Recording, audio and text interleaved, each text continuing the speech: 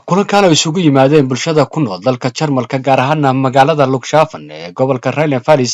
ayaa looga hadlayay arrimo ku saabsan dhibaatooyinka soo wajaha bulshada ku dhaqan dalka Jarmalka gaar ahaan dhalinyarada. Sidoo kale waxaa qayb ka ah caqabadaha ka qabsada dhanka sharciyada iyo sidoo kale isdhexgalka bulshada.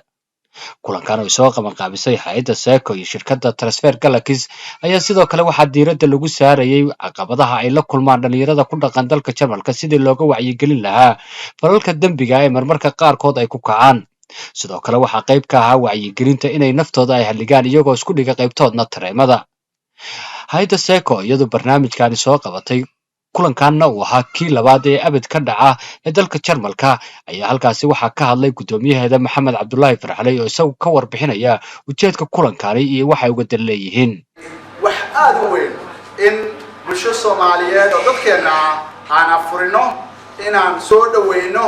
inaan kala tashano oo aan weydiino wixii masiirkooda ah waxaan rabnaa dawladda marka aan la kulmayno insha Allah oo aan meeting la leenahay 19ka oo ayagu ay naga codsadeen inaan horgeyno caqabadaha iyo culayska reer Lugshafen iyo dadka ku dhow aagan degan ay haystaan. intii aanan ogeyn waxaan rabaa inaan wax yar ka bidhaamiyo hay'adda SACCO shaqooyinka ay qabato kama qabato oo kaliya waddankan Jarmalka sidoo kale waxaan ku celinaa wanaaga waddankan Jarmalku leeyahay waddankan Soomaaliya.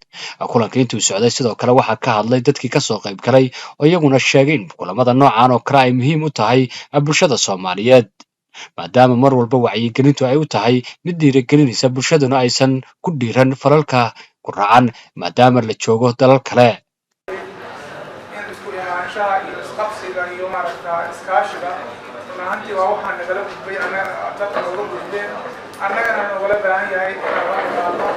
لأننا أنا هرب سوق كريمي لك ودك الدجمنا وحي كهر مريض معاشي متشر توقف مسهر مريض سكار. عقبة سكوي ورقنا غوزنا الصومالي لماذا؟ وعقبات كب حضي بلد دوحوي الصومالي لما قبل الصومالي بدل هاينا هسي يباين ده حلو سيتهرينا وهو يقول مرة بريمري هذه ما لا أصلا كير في الموقع وأنا مرة لكن ده عقبات يروح حلين كرمها هايني عندي حل سكر ودي نهدي وراقيها قوسك عند بتصدق معركة مش كده هذا يتهيد ونقرأ كنا عقباتها ستة تسلوك أنت ده كده رشاد حرسني راسبورك حرسني ده كده يقول هذا يتهيد مركا كاري تكوادر أرولها كل كان يمكن سقال تبقى عاد ما يطلع يلا نساه نمبرون عاد كده أوبن أنت أنا قلنا شيء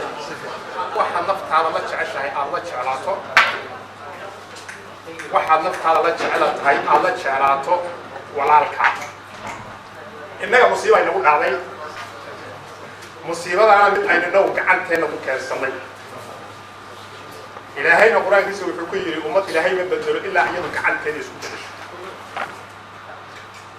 wixii ummadihii hore lagu rogi jiray ayay Soomaali maanta haysaa ama wadan ha joogto ama dibad ha joogto لأنه منافقة يا بان يا حرام يا حسد يا حقد waxaan hay ballan kama shaqeynay waxaas waa wixii ummadii lagu natiijadeedina waynu aragnayo ilaahay quraankiisa wuxuu yiri qofkii ka jeesada diintayda waxaa lagu ciqaabi roob la'aan cabsi colaad dagaal ayo hay'adda SACCO wax badan bay qabatay meel badan ka qabatay inaynu soo dhaweyno kala shaafan ahaan dadka degan oo laga faa'iideeyo dadkeena inana ka faa'iideysano runtii maxamed iyo tiimka SACCO annaga hadda wadaagnahay wax badan bay nala qabteen masaajidkii malcamad aan wadnay meelo badan bay qaadan wadeen hadda wali kama daarin hawshu waa wadaan عبد الناصر ياسين SBC Germany